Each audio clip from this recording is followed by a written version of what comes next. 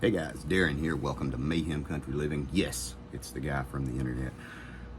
I had such a really good response from the last video I did about deep pantry systems. I was going to add a little to it, and two people, Starbright and Diane, had some really good comments, and I was wanting to address those, although it was addressed fairly well in the video prior.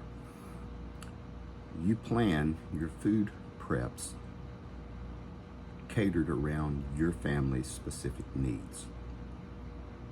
For example, if you have a food sensitivity, or if you do not like certain foods.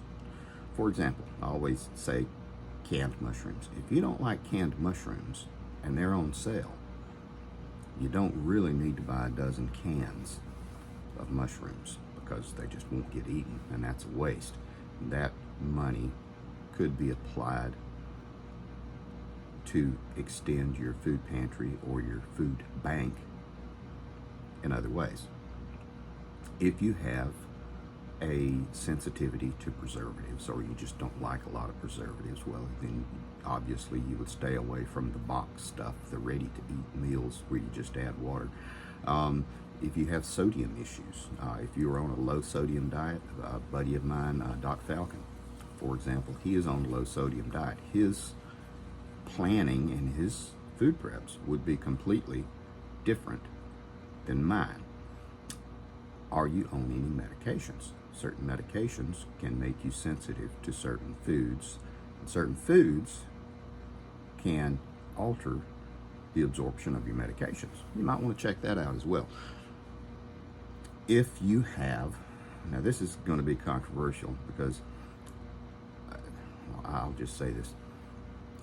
Guys, if you and your family are into the prepping,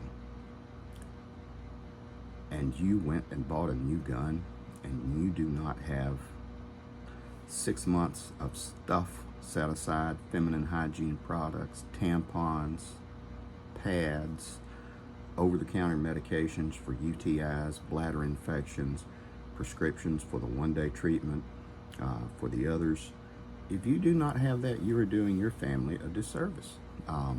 So perhaps some people should forego the other piece of prep candy and concentrate more on that. And that will really, if you have a reluctant spouse, that would really make them feel more at ease with a certain portion of your income going towards this stuff. Think about it. Have you planned and set aside for infants and small children? You might want to consider it once you get your basic stuff set aside. Candy, hard candies. Hard candies are great, and they last a long time. Keep them in 5-gallon buckets. They will eventually melt together, so they don't have a 25-year shelf life, but they do have a very long shelf life. What can you do with that? Well, sometimes a little piece of candy is nice, and it bolsters spirits. Also, it's pure sugar, so it can be incorporated into other things as well. That's what we're looking for, things that do double duty, double service. Yes, I said duty.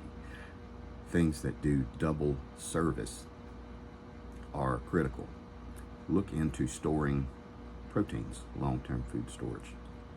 That's going to be critical, because we've always said before, you try to grow your proteins and store your carbs and stuff like that, because pastas, rices, things like that, easy. Dried beans, legumes, those are really nice. Nuts, hang on, this is one, we do these.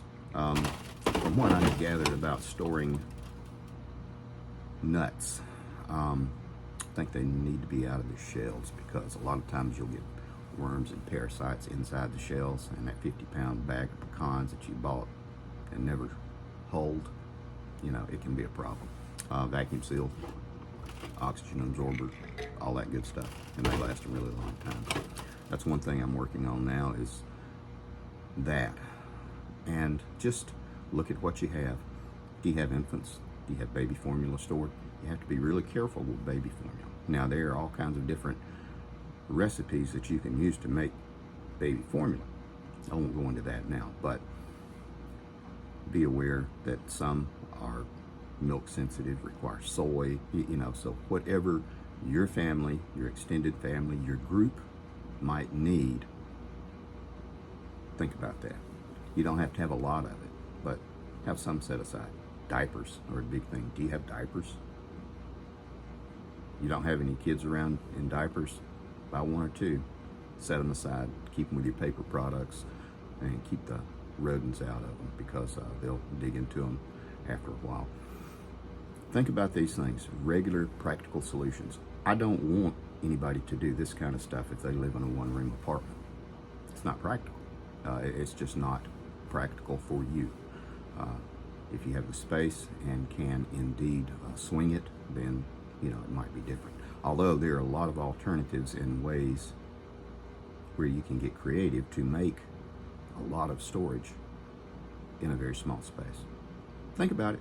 I appreciate you guys coming by. Thanks for watching. Don't forget to hit that like and subscribe button, and take a look at some of the other videos. We got about 3,000 of them. Take care of you people.